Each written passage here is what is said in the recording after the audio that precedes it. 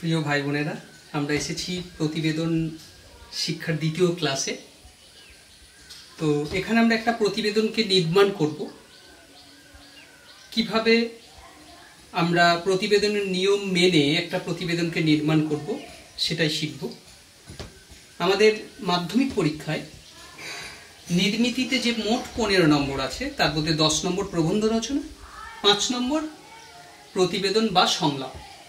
তো প্রতিবেদনে মান থাকে 5, শব্দসীমা কম বেশি 150। এটা আমাদের মাথায় রাখতে হবে। 150 কম বেশি মানে আমার 130ও হতে পারে, 170ও হতে পারে, সেটা 200 পেরিয়ে না যাওয়াই উচিত।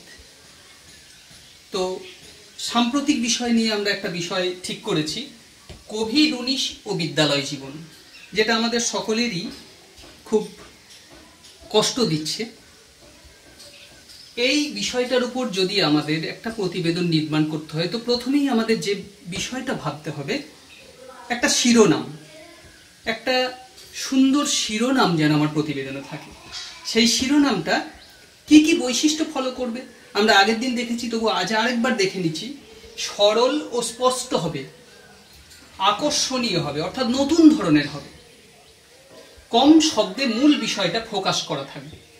আমার প্রতিবেদনের যে মূল বিষয় সেটা যতটা সম্ভব কম শব্দে ফোকাস করা থাকবে, আর সরল হবে, স্পষ্ট হবে, আকর্ষণীয় বা নতুন ধরনের হবে। তো আমরা এই বিষয়ের ওপর প্রথম ধাপে শিরোনাম রচনা করব। শিরোনামের ক্ষেত্রে আমরা 4টে শিরোনাম ভেবে রেখেছি। করোনা ভাইরাসের ছিন্নমূল বিদ্যালয় জীবন, কোভিড-19 তালা দিয়েছে পাঠশালার দুয়ার, পড়া পাড়ার স্লোগান দাও ফিরে সেই বিদ্যালয়, খোলো খোলো দ্বার স্কুল যাব এবার। এই 4টের মধ্যে শেষের দুটো একটু কাব্যিক, প্রথম দুটোই দেখো কোনো কোটেশন নাই, এই দুটো সম্পূর্ণ আমাদের। আর শেষের দুটোই দাও ফিরে সে অরণ্য, ওই কোটেশনটা নেওয়া হয়েছে, আর খোলো খোলো দ্বার এই দুটো কোটেশন নেওয়া হয়েছে। তো ব্যক্তিগতভাবে আমাকে যদি এই 4টের মধ্যে বলা হয়, আমি শেষের 3টের মধ্যে একটাকে নির্ণয় করব। কারণ প্রথমটার মধ্যে সব থেকে যেটা সমস্যা, সেটা এই ছিন্নমূল বিদ্যালয় জীবন। এই ছিন্নমূল শব্দটার ব্যাখ্যা করতে গেলে অনেকটা অস্পষ্ট হয়ে যায়, কারণ আমাকে সরল ও স্পষ্ট হতে হবে। এবার সবচেয়ে সরল এবং স্পষ্ট যেটা, সেটা দ্বিতীয়, কোভিড-19 তালা দিয়েছে পাঠশালার দুয়ার, খুব সরল এবং স্পষ্ট ভাষায় আছে। পড়া পাড়ার স্লোগান দাও ফিরে সেই বিদ্যালয়, আর খোলো খোলো দ্বার স্কুল যাব এবার, এই দুটোর মধ্যে যে বৈশিষ্ট্য আছে সেটা আকর্ষণীয় এবং নতুন ধরনের। এর মধ্যে কম শব্দ সবচেয়ে কোনটা আছে? 1 2 3 4 5, 1 2 3 4 5 6, 1 2 3 4 5 6 7, 1 2 3 4 5 6। তাহলে 5টা বা 6টার মধ্যে আমাকে যদি নিতে হয়, তাহলে এই দুটোকে আমরা নির্ণয় করছি। এই দুটোর মধ্যে যে কোনো একটা আমরা দিতে পারি। তো আমরা ভেবে নিলাম সব থেকে সহজ সরল, কোভিড-19 তালা দিয়েছে পাঠশালার দুয়ার। এখানে আমার কোনো কোটেশন ধার করতে হচ্ছে না, কিচ্ছু মুখস্থ করতে হচ্ছে না। তো এইটাকে আমরা যদি নির্দিষ্ট করে দিই, অর্থাৎ দ্বিতীয় শিরোনামটা আমরা গ্রহণ করলাম। যে শিরোনামের মধ্যে আমরা যেটা পাচ্ছি, সরলতা পাচ্ছি, স্পষ্টতা পাচ্ছি, আকর্ষণীয় মানে নতুন ধরনের। কোথায় না, আমরা বলছি না সাধারণ মানুষের মতো বা সাধারণ ভাবনার মতো যে একটা কোভিড-19 আসার জন্য স্কুলগুলো বন্ধ হয়েছে, যেন এরকম মনে হচ্ছে যে কোভিড-19ই স্কুলের গেটে তালা দিয়ে দিয়েছে। আমাদের স্কুলের গেটে যে মানুষটি তালা দেয় সে মানুষ নয়, করোনা ভাইরাস এসে আমাদের স্কুলের গেটে তালা দিয়ে দিয়েছে। এই নতুন চমৎকার ভাবনাটা এখানে আসছে। তাই আমরা এই শিরোনামটাকে নির্দিষ্ট করছি। তোমরাও যখন কোন একটা প্রতিবেদন নির্মাণ করবে, তখন একাধিক শিরোনাম ভেবে নেবে, এবং কোন শিরোনামটা তোমাদের বেশি ভালো লাগছে, এই সব যুক্তিগুলোকে বেশি সাপোর্ট করছে, এটা তোমাদের মাথায় রেখে শিরোনাম নির্বাচন করবে। তাহলে আজকের যে প্রতিবেদন, সেই প্রতিবেদনে আমাদের নির্ধারিত শিরোনাম থাকলো কোভিড-19 তালা দিয়েছে পাঠশালার দুয়ার। তোমরা বোর্ড ওয়ার্কটা, অর্থাৎ বোর্ডে যেটা লেখা আছে সেটা ভিডিও পজ করে একটু খাতায় লিখে নাও, এতে তোমাদের সুবিধা হবে। আমরা দ্বিতীয় ধাপে চলে এসেছি, যেখানে প্রতিবেদনের গঠন নিয়ে আলোচনা হবে। তাহলে এই গঠন কিভাবে নির্মাণ করব, গোটা প্রতিবেদনের গঠনটা, অর্থাৎ শিরোনাম ছাড়া গঠনটা কিভাবে নির্মাণ করব। 3টে অনুচ্ছেদে লিখবার চেষ্টা করব। 3টে অনুচ্ছেদ 3টে বিশেষ ভাবনাকে বহন করবে। প্রথম অনুচ্ছেদ, যাকে আমরা গৌড়চন্দ্রিকা বলি, উপস্থাপন পর্যায় বলি, প্রেজেন্টেশন বলা হয়, হুট করে বিষয়ে না ঢুকে একটা প্রাসঙ্গিক উদ্ধৃতি দিয়ে প্রবেশ করব। হুট করে কোভিড-19 অমুক তমুক এসব বলে একদম বিষয়ে না ঢুকে একটা প্রাসঙ্গিক উদ্ধৃতি দিয়ে আমরা বিষয়ে ঢুকে প্রথম অনুচ্ছেদটা নির্মাণ করব। দ্বিতীয় অনুচ্ছেদ, অর্থাৎ যাকে বলা হয় প্রধান জায়গা, আমাদের অনুচ্ছেদের প্রতিবেদনের প্রধান জায়গা, বডি অফ দ্য প্রতিবেদন, যেটা মূল বিষয়টা সেখানে আলোচিত থাকবে, আলোচনা করা হবে।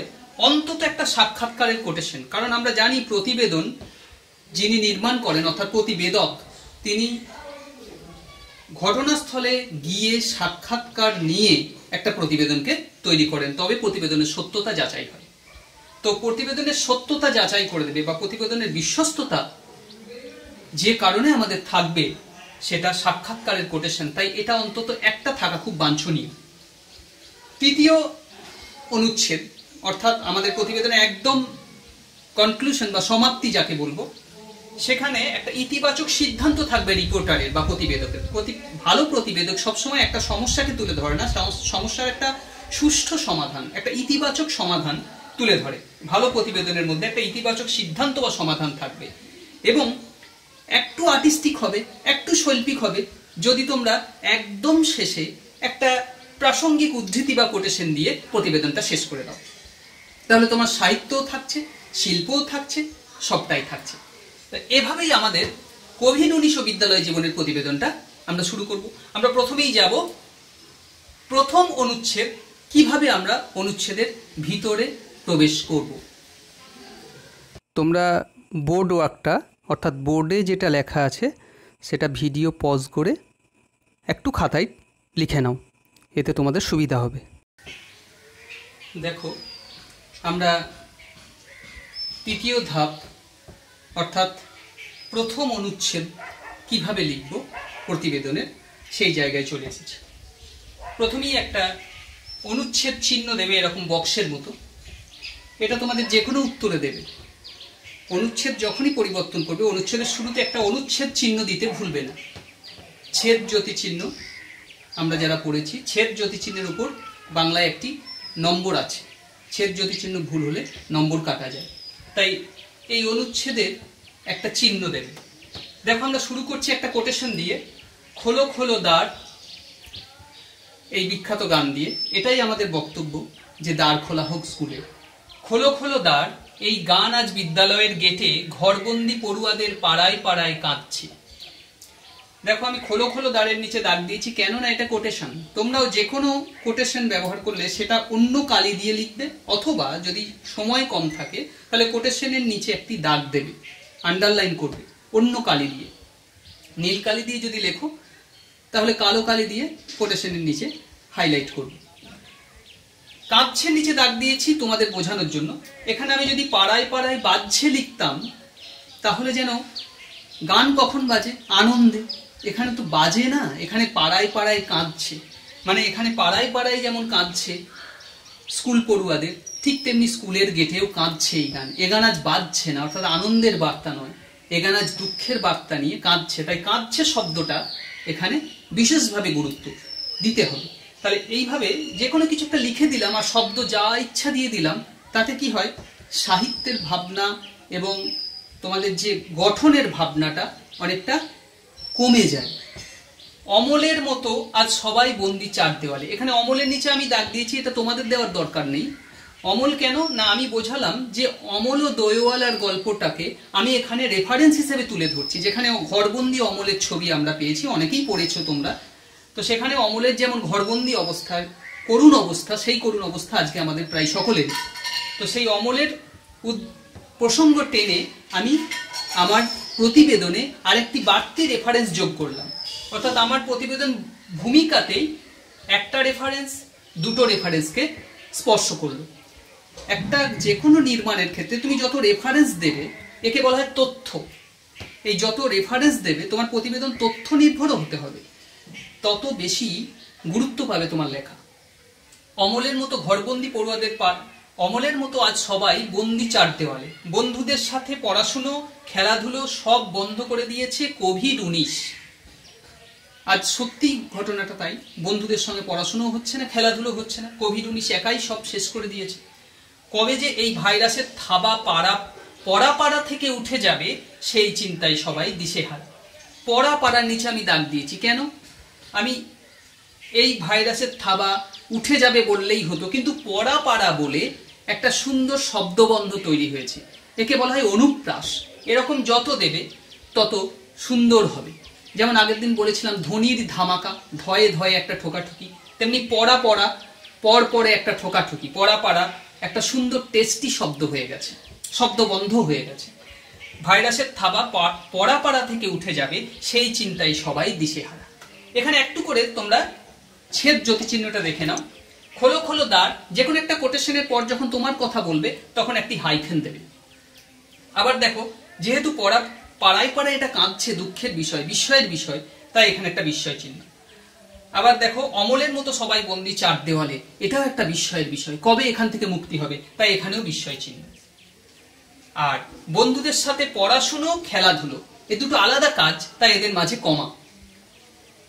বন্ধুদের সাথে পড়াশুনো খেলাধুলো এই সমস্তটা বন্ধ করে দিয়েছে কোভিড-19। অর্থাৎ কোভিড-19 সবকিছু বন্ধ করে দিয়েছে। কি সবকিছু? এই বাক্যের সঙ্গে এই বাক্যকে যোগ করার জন্য এই হাইফেনটা ব্যবহার করা হয়েছে। এটা কোনো বিস্ময় চিহ্ন বোঝাচ্ছে না, তাই এটা দাড়ি।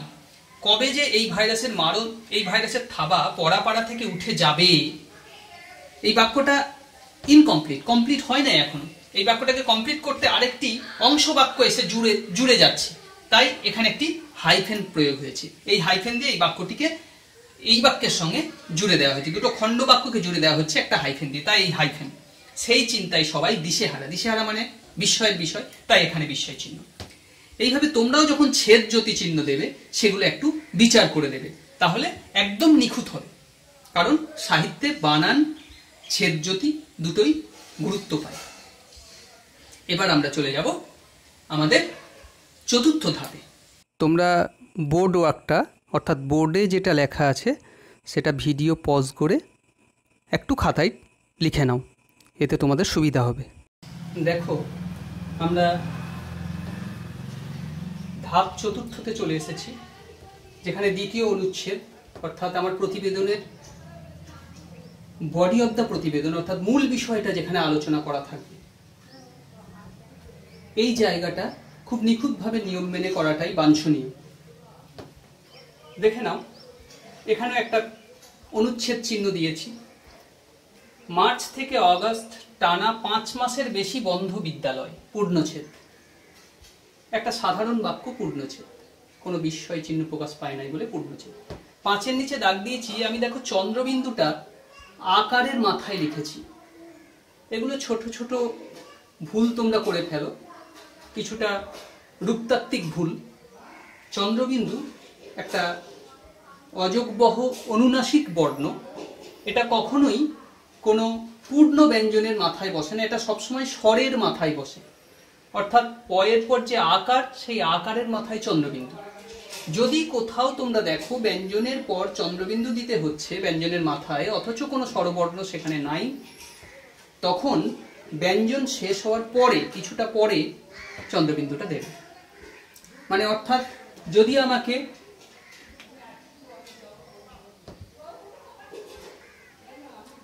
গয়ের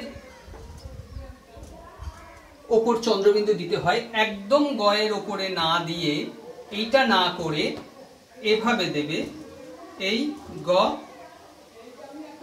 এইখানে, অর্থাৎ চন্দ্রবিন্দুটা গটা শেষ হওয়ার পরে হবে।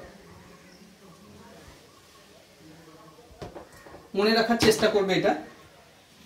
এবার দেখো, এই অবস্থায় পড়াশুনো স্বাভাবিক ছন্দ নষ্ট হয়ে যাচ্ছে। পড়াশুনো স্বাভাবিক ছন্দ নষ্ট হয়ে যাচ্ছে আমরা চিন্তিত, তাই বিস্ময় চিহ্ন দিয়েছি।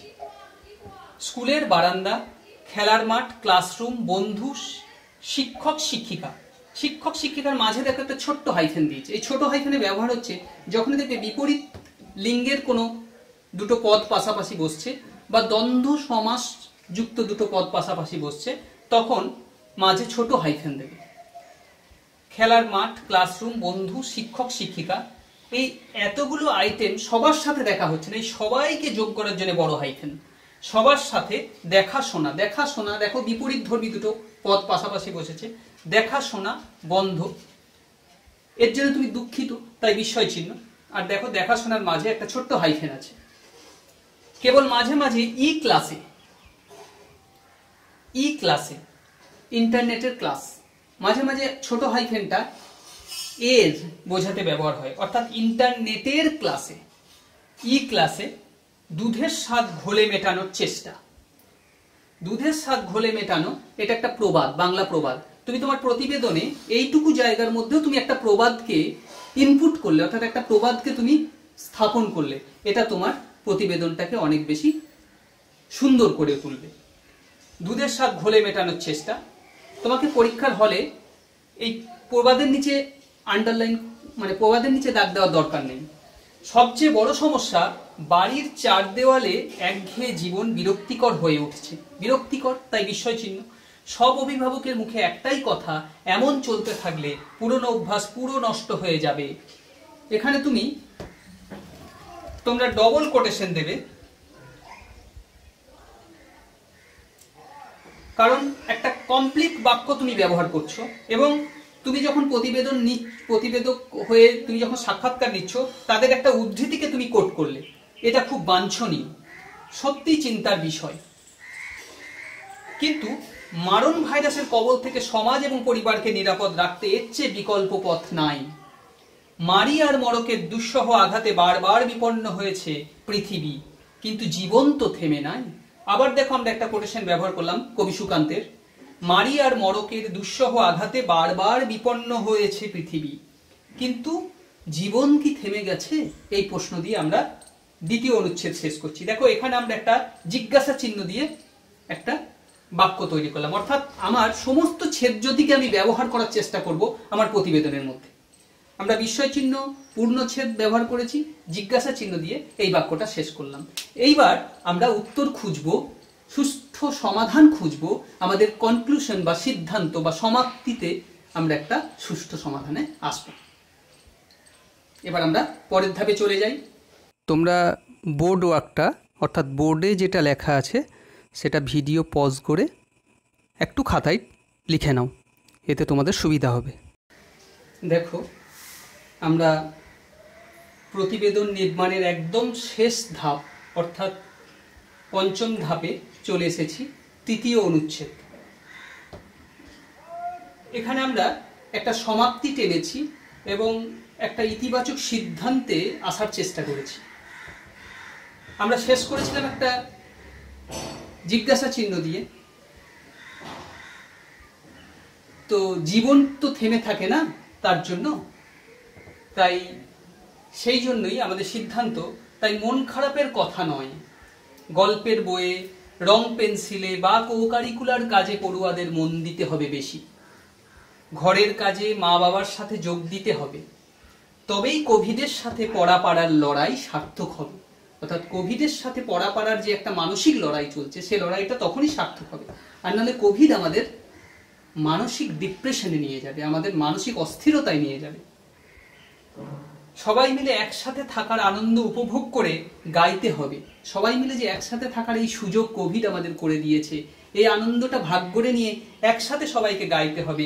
তরিখানা বাড়িতে গেলে মাঝে মাঝে তুফান মেলে, তাই বলে হাল ছেড়ে দিয়ে ধরবো না, কান্নাকাটি ধরবো না। এই কোটেশন দিয়ে আমরা শেষ করব আমাদের প্রতিবেদন।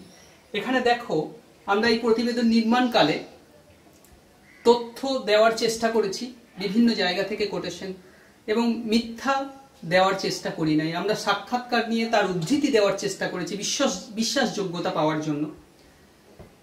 দেশ, জাতি, সংস্কৃতি এবং ব্যক্তিগত কোনো ঐতিহ্য বা কুৎসা আমরা রটনা করি নাই এই প্রতিবেদনের জন্য।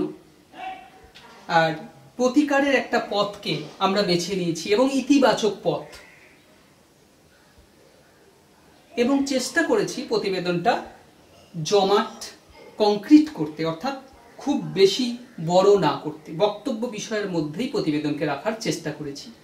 এভাবে যদি তোমরা নিয়ম মাফিক প্রতিবেদন করো, নির্মাণ করো, তাহলে প্রতিবেদনে অনেক নম্বরই উঠে আসে। আর সবচেয়ে বড় কথা, প্রতিবেদন শিরোনামটার ক্ষেত্রে খেয়াল রাখবে যেন একটা চমকপ্রদ শিরোনাম হয়, আর সমস্ত ব্যাপারটার মধ্যে যেন তিনটে জায়গা বিশেষ করে হয়: তথ্যনিষ্ঠা, যুক্তিপূর্ণতা আর বিশ্বস্ততা। এই তিনটে জায়গাকে তুলে ধরবে। অবশ্যই সাহিত্য সেখানে থাকতে হবে, একটা শৈল্পিক ব্যাপার সেখানে থাকবে। চেষ্টা করবে ভুলগুলোকে যতটা সম্ভব এড়িয়ে যাওয়া। এভাবেই প্রতিবেদন লিখবে। তোমরা বোর্ড ওয়ার্কটা, অর্থাৎ বোর্ডে যেটা লেখা আছে সেটা ভিডিও পজ করে একটু খাতায় লিখে নাও, এতে তোমাদের সুবিধা হবে। তোমরা সবাই সুস্থ থাকো, ভালো থাকো, বাড়িতে থাকো। আবার অন্য ক্লাসে দেখা হবে।